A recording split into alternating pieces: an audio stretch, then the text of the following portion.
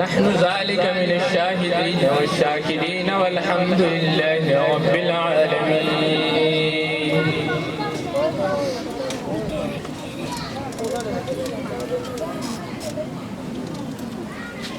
میرے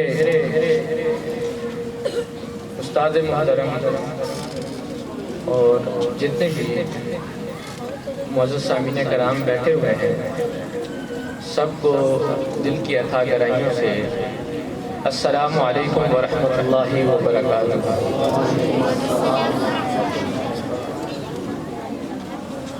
صداقت کو بھی جس کی صدیقیت پہ ناز ہے، مسلمانوں کے ایمان میں اس ہستی کو بعد الانبیاء صدیق اکبر کہتے ہیں،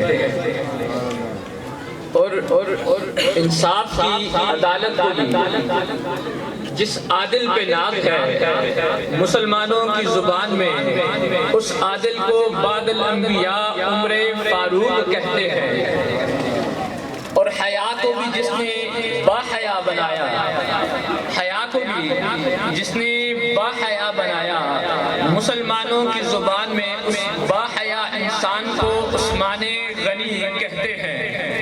علم و حکمت، شجاعت و بہادری جس وجود سے ٹپکتی ہے، علم و حکمت، شجاعت و بہادری جس وجود سے ٹپکتی ہے، مومنوں کی زبان میں، علی والوں کی زبان میں، ایمان والوں کی زبان میں اس صاحب وجود کو علی شیر خدا کہتے ہیں، اور محمد نے جس کو اپنا سارے کا سارا حسن عطا کر دیا، محمد نے جس کو اپنا سارے کا سارا حسن عطا کر دیا، ارے مسلمانوں کی زبان میں اس حسین چہرے کو، اس خوبصورت جسم والے کو، پیارے جسے والے کو حسن مجتبی کہتے ہیں، اور جو کربلا کے تپتے ہوئے ریگستانوں پہ کنبے کا کنبا لٹا دے، ذبح کرا دے، حق سے ایک انچ بھی پیچھے نہ ہٹے، اسے مسلمانوں کی زبان میں، ایمان والوں کی زبان میں سید الشہداء، امام الشہداء حسین ابن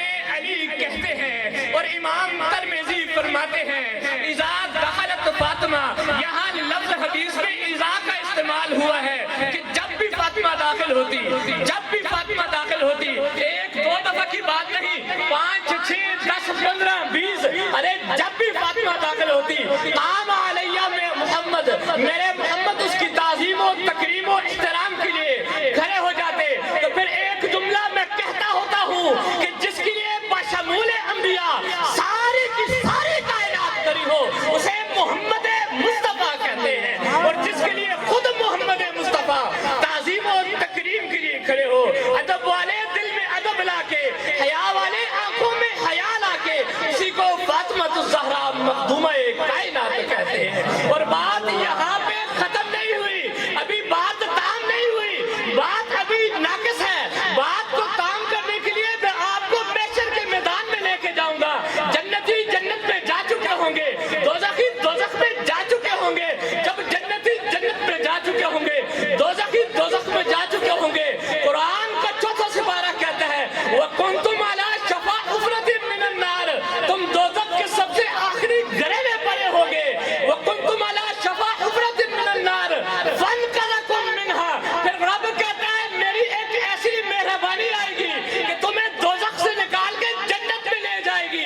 ارے مسلمانوں کی ایمان میں اس مہربانی کو آمنہ کے لال کی مہربانی کہتے ہیں، مدینے کے تاجدار کی مہربانی کہتے ہیں، حسنین کے نانا کی مہربانی کہتے ہیں، خدا کی قسم محمد مصطفیٰ کی مہربانی کہتے ہیں، خدا کی قسم محمد مصطفیٰ کی مہربانی کہتے ہیں۔ ہم اہل سنت والجماعت والے کوئی بھی گفتگو شروع کرنے سے پہلے درود و سلام کا نذرانہ پیارے مصطفیٰ پر پیش کرتے ہیں، لیکن اس سے پہلے میں آپ کو فوائد الفوائد جو نظام الدین اولیاء علیہ رحمت کی کتاب ہے کہ امیر خسرو ایک دن پاؤں دبا رہے تھے، تو انہوں نے پوچھا کہ حضرت ایک مسئلہ پوچھنا چاہتا ہوں، فرمایا پوچھو حضرت، مسئلہ یہ پوچھنا چاہتا ہوں کہ یہ جو دائیں بائیں فرشتے بیٹھے ہوئے ہیں ان کا کیا کام ہے؟ فرمایا جو دائیں بیٹھے بیٹھے ہوئے ہیں نا ان کا کام نیکیاں لکھنا ہے، اور جو بائیں بیٹھا ہوا ہے ان کا کام گناہ لکھنا ہے۔ حضرت اگر کوئی دائیں کی نیکیاں لکھ رہا ہو، دایاں فرشتہ نیکیاں لکھ رہا ہو تو بایاں کیا کرتا ہے؟ فرمایا وہ اس ٹائم آرام کرتا ہے۔ حضرت اگر بایاں لکھ رہا ہو گناہ تو دایاں کیا کرتا ہے؟ فرمایا وہ آرام کرتا ہے۔ حضرت کوئی ایسا موقع بھی ہوگا نا کہ جب دایاں بھی لکھ رہا ہوگا اور بایاں بھی لکھ رہا ہوگا، حضرت وہ کون سا موقع ہے؟ فرمایا تو آمنہ کے لال پہ ایک دفعہ درود و سلام پر، دایاں تیری نیکیاں لکھتا جائے گا، بایاں تیرے گناہ مٹاتا جائے گا۔ آمنہ کے لال پہ درود پڑھنا ہوتا ہے، خدا اپنے فرشتوں کو کہہ دیتا ہے ارے فرشتوں فارغ نہ بیٹھنا، یہاں والا گناہ مٹاتا جائے، نیکیاں لکھتا جائے، یہاں والا گناہ ختم کرتا جائے، درجات بلند کرتے جائے، درجات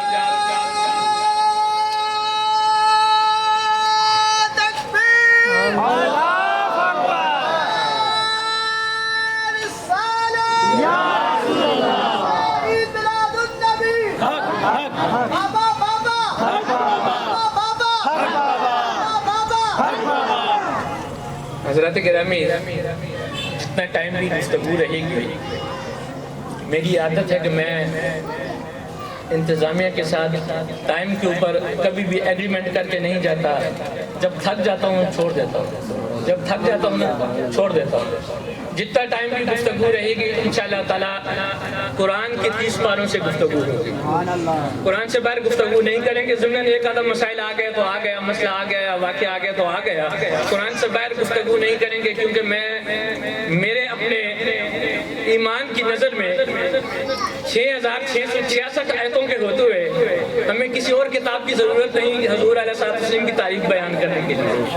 اور قرآن میں اس لیے میں آپ کو لے کے جانا چاہتا ہوں کہ صبح آپ کو کوئی دوسرا بندہ جانتے ہیں نا، کوئی دوسرا بندہ کہہ دے کہ رات کو تو عنایت بادشاہ کا فرزند آیا تھا، آپ کو قرآن کھول کے آیتیں بتا گیا، اب یہ آیتیں کہاں کہاں لکھی ہیں۔ الحمدللہ میں ایسا حافظ ہوں، یہ میرے استادوں کا کرم ہے، میرے استاذ بیٹھے ہوئے ہیں، میرے استادوں کا کرم ہے کہ میں ایسا حافظ ہوں کہ آپ کو سپارہ بھی بتاؤں گا، رکوع بھی بتاؤں گا اور پاؤں بھی بتاؤں گا انشاءاللہ تعالیٰ، اور آپ کو سورت بھی بتاؤں گا کہ اس سورت میں ہے، تاکہ آپ لوگ جو نہیں پڑھے ہوئے نا ان کو کبھی مشکلات پیش نہ آئیں، ان کو کبھی مشکلات پیش نہ آئیں۔ حالانکہ رسول کریم صلی اللہ علیہ وآلہ وسلم کے بارے میں اللہ رب العزت کا ارشاد ہے۔ دیکھیں یوسف علیہ السلام کو آپ کو پتا ہوگا، یوسف علیہ السلام کا زمانہ تھا، زلیخا نے گناہ کرنا چاہا یوسف علیہ السلام کے ساتھ، دروازے بند کر دیے، دروازے بند کر دیے۔ جب دروازے بند کر دیے زلیخا نے چاہا کہ گناہ کرنا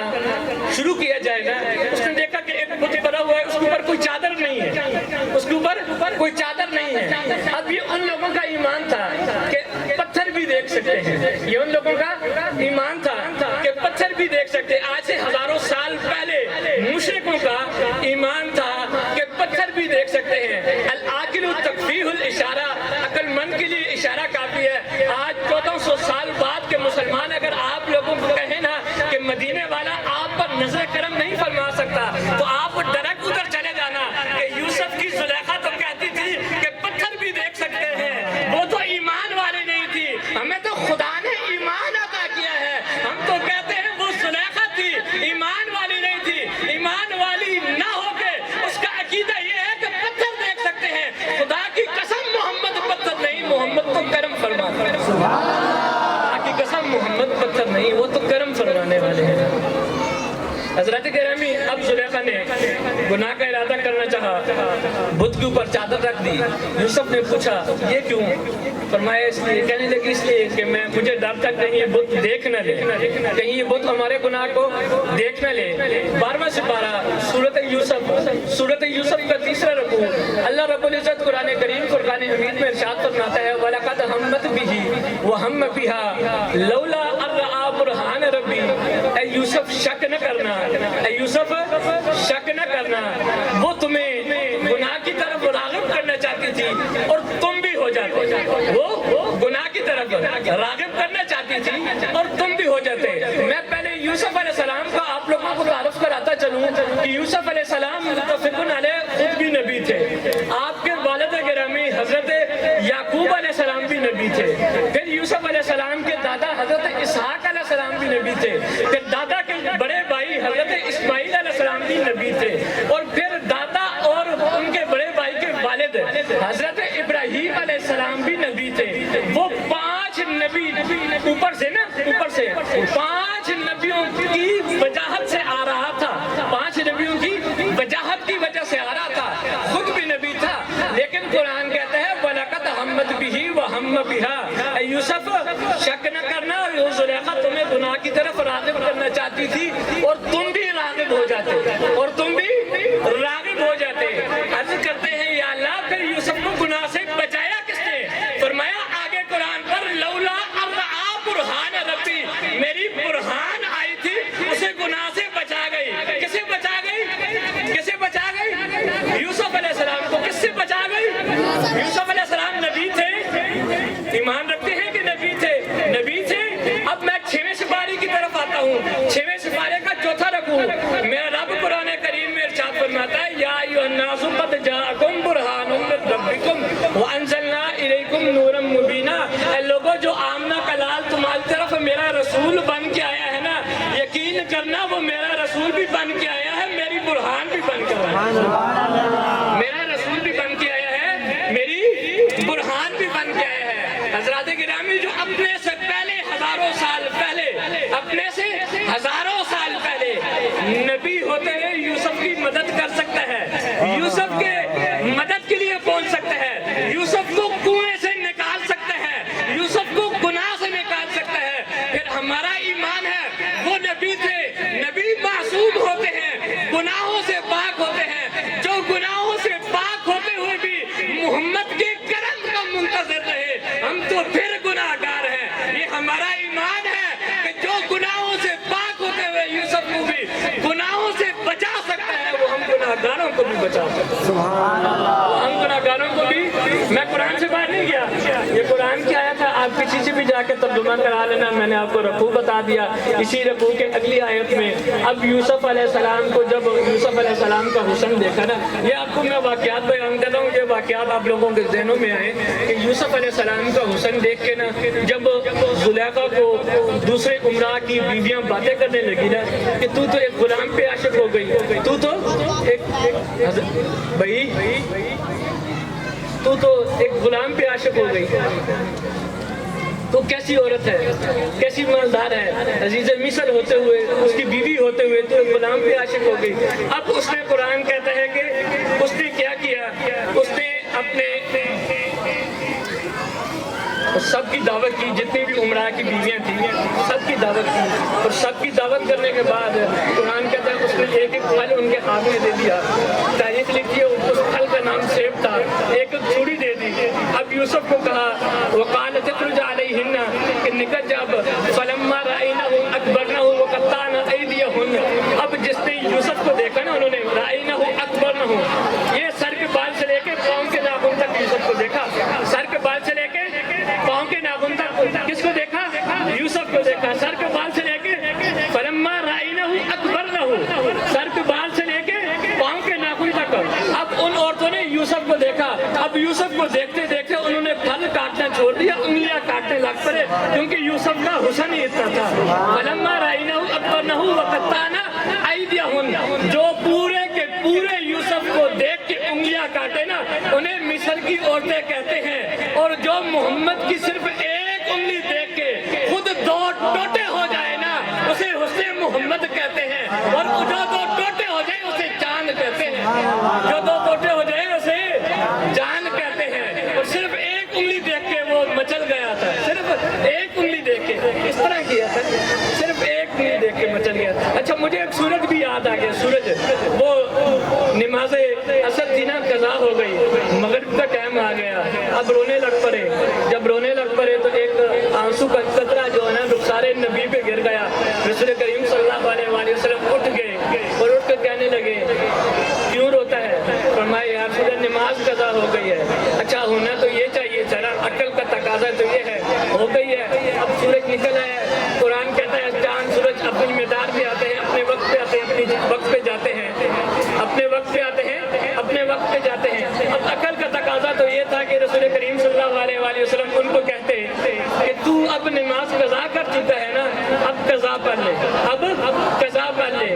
لیکن تاریخ گواہ ہے آپ نے یہ نہیں فرمایا. آپ نے فرمایا قضا پڑھنا چاہتا ہے کہ ادا پڑھنا چاہتا ہے. آپ نے فرمایا قضا پڑھنا چاہتا ہے کہ ادا پڑھنا چاہتا ہے. اب وہ بھی علم و حکمت کا خزانہ تھے.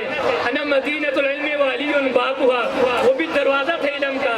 تو کہنے لگے یا رسول اللہ صلی اللہ علیہ وآلہ وسلم، غلام ہوں آپ کا اور قضا پڑھوں. دنیا مجھے باتیں نہیں کرے گی، دنیا آپ کو باتیں کرے گی. دنیا مجھے باتیں نہیں کرے گی، دنیا آپ کو باتیں کرے گی. اب سورج گیا ہوا تھا، سورج گیا ہوا تھا، صرف ایک انگلی کے اشارے سے واپس آیا، صرف ایک انگلی کے اشارے سے واپس آیا، صرف ایک انگلی کے اشارے سے واپس آیا. بہت ہی لطیف بات میں نے کہیں بھی نہیں کی، آپ لوگوں نے کہیں بھی نہیں سنا ہوگا کہ سورج کے لیے اس وقت پوری کی پوری کائنات محمد مصطفیٰ تھے، اور محمد مصطفیٰ کے لیے اس وقت ساری کی ساری کائنات علی شیر خدا تھے. محمد